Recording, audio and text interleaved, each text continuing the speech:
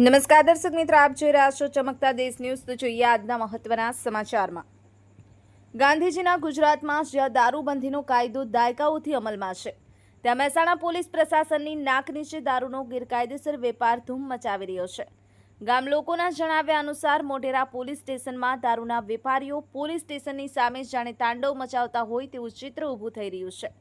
ગાંધી નામની train Mehsana police પ્રશાસનની ખુરશીની નીચેથી પસાર થતી રહેશે ત્યાં સુધી દારૂનો વેપલો બંધ થવાનું નામ લેવાનું નથી। મિલીભગત વિના આવા ગેરકાયદેસર ધંધા ખેલવા અશક્ય છે। કેટલાક પોલીસ અધિકારીઓની ખુરશી નીચે દારૂના વેપારીઓનું રક્ષણ થતું હોવાના આક્ષેપો ઉઠી રહ્યા છે।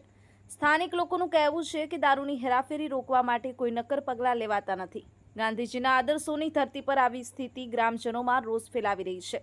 પ્રશાસનની આ નિષ્ફળતા મહેસાણાની નૈતિકતા અને કાયદાના શાસન પર પ્રશ્નાર્થ ઊભો કરે છે। શું મહેસાણામાં દારૂબંધીનો નિયમ ફક્ત કાગળ પર જ રહેશે? પ્રતિક ગોસ્વામી, ચમકતા દેશ ન્યૂઝ, રમેશ સત્યની સાથે।